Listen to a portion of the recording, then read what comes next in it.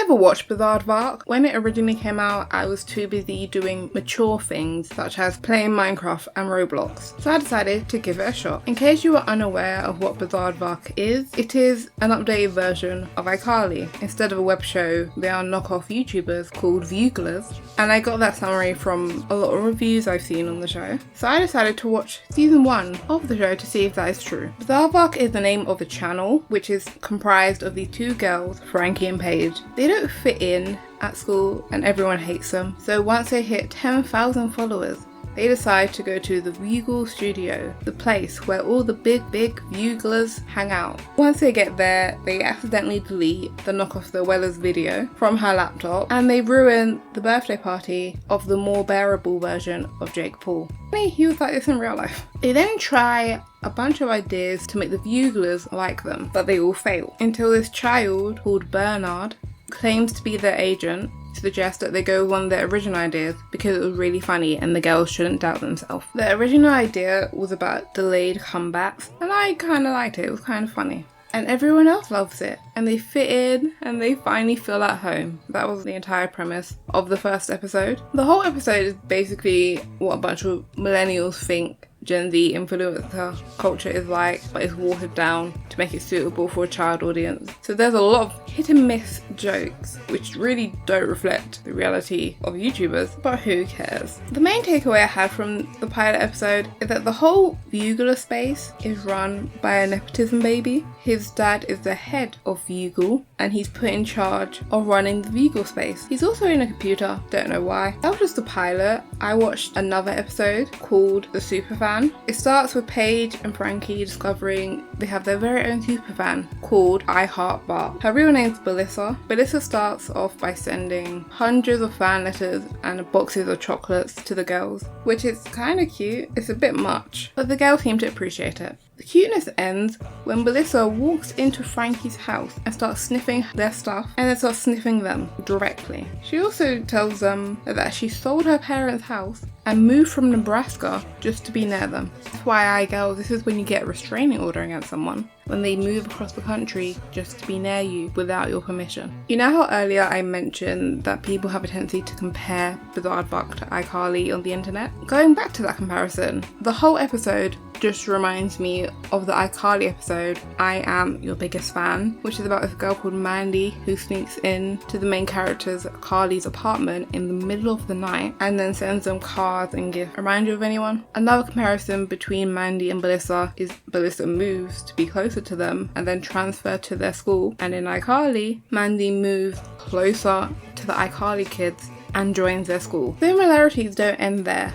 During Bizaardvark's first live performance, Belissa keeps interrupting them and it ruins the performance. Who wants to guess what Mandy did in her iCarly episode? Do you think she did the same thing? Yes, she did. She did. At the end of the episode, Frankie and Paige apologise to Belissa because they made her sad. I feel like they put in some healthy boundaries that were very much needed, given the fact when they are apologising to Belissa, she is in 100% replication of Frankie's room. Even the things in the drawer are replication of Frankie's room. But yes, Frankie and Paige were the bad guys of this episode because they made the stalker sad. The episode ends with Belissa agreeing to be less of a stalkerish fan, and then they all live happily ever after, for now, because I'm assuming she probably won't stay that way. In this episode, they also mentioned that the man who follows around Amelia, the beauty guru of the show, and he does her every bidding, was originally one of her fans, and he dropped out of medical school to be her assistant. I thought he was hired from some company that does interns or assistants. No, he's just some random guy off the street. Totally the same thing to do with your life, to drop out of medical school to follow around some random teenager. Again, restraining orders. They exist. I'm so confused why no one questions this. I also watched the episode Awkward. The start of the episode really did not help with the iCarly rip-off accusations, I'm going to be honest with you, but it only looks similar. The skit is completely different than something that they would do on iCarly. They normally have this character called Baby Spencer that really looks like Frankie, but they normally just kind of force-fed it food and it was kind of gross. So I actually prefer what Bizaardvark did with their giant-headed baby. The skit in Bizaardvark is about singing the worst lullaby ever with a rock band, a hyped up choir, and lastly, an entire marching band. This did make me think about how much are the Bizaardvark girls getting paid from Bugle, because how did they have the budget for a rock band, a choir, and a marching band? They're getting paid well. Are they going to bring in a Lamborghini next season? When I was looking into the episode Awkward, the episode was originally episode 18, then it was put into season 2 when the show was airing, but due to continuity errors, moved it again when it was on Disney Plus, and they made it episode 21. So it's technically the last episode, but when the show was originally airing, it was in season 2. So I didn't watch any of season 2. They just moved this episode. After watching the episode Awkward, I then watched the final episode of season 1 of Bizaardvark called In Your Space. Paige and Frankie apply to be on some online reality TV show, which kind of reminds me of Total Drama Island if they had safety regulations. Kind of boring. There was no children jumping into shark-infested waters. I like my contestants possibly eaten. The whole premise of this episode are these two grown men trying to split up Frankie and Paige for something they did earlier on in the season. They split them up by rigging all the games to make it look like Frankie is going after Paige to make them fight. And the reason that they're really mad is because the girls are funnier than them. I would like to reiterate, these are two grown men. So it's totally a perfectly rational thing to do to two teenagers. The girls figure out what's going on and they decide to get doused in gravy as a sign of how strong their friendship is. I mean, I'm not saying I do that for my best friend, but I prefer neither of us got doused in gravy. But who cares? Then this guy Victor, who has been rigging the whole thing, reveals he created the entire reality show just to break up Frankie and Paige. He hired actors and recorded 3 seasons of this show, spending thousands of dollars just to get back at Frankie and Paige for being funnier than him.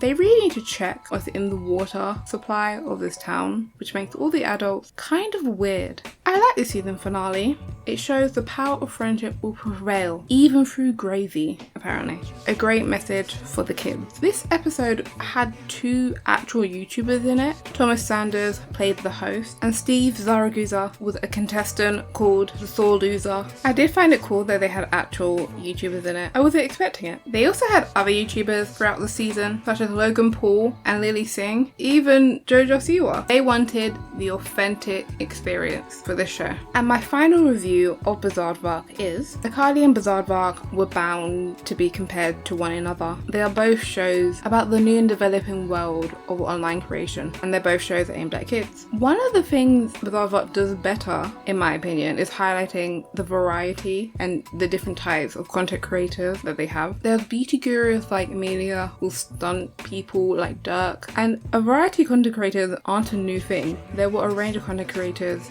in the mid to early 2000s when iCarly was airing, but iCarly only mentioned them if it was a special episode, like the one they did with Fred. Other than the rare occasion it was mentioned, you'd think that iCarly was the only web show in the iCarly universe, or at least the only successful one. I would say iCarly seems to have had a much more lasting effect out, even though iCarly premiered almost 2 decades ago. I feel old. Anyway, moving on. You still see iCarly referenced even before the revival that happened like 2 years ago. Bizaardvark ended in 2019 and I barely ever see it mentioned unless it's referred to in regards to Miss Olivia Rodrigo. Even then it's mentioned considerably less compared to High School Musical, the musical series. It's not the most popular show. Overall, I found Bizaardvark fine. Not my favourite of the newer Disney shows that I've watched. That space is firmly held by Villains of Valley View, which just came out with the 2nd season, which I might review. Bizaardvark needed more likeable characters. The B plot of the show is normally centered around either Dirk,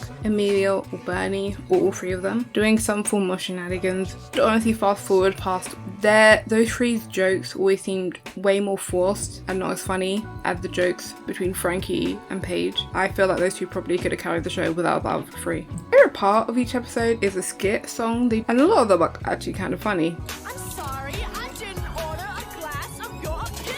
They have solid jokes, but as I mentioned earlier, I only watched the 1st season of the show, so maybe season 2 and 3 would have impressed me more. Maybe I would have liked the other 3 a bit more. I very much doubt it. They were overall very annoying. To answer the question, do I think Bizaardvark is an exact copy of iCarly? No, they both just happen to be about internet content creators of their time, so they were bound to have similarities. They definitely copied some elements, as I showed you before, but the overall vibe of the show are not the same. That is all. Did you like Bizaardvark when it was coming out? Tell me in the comments below. I hope you have an incredible day and good bye.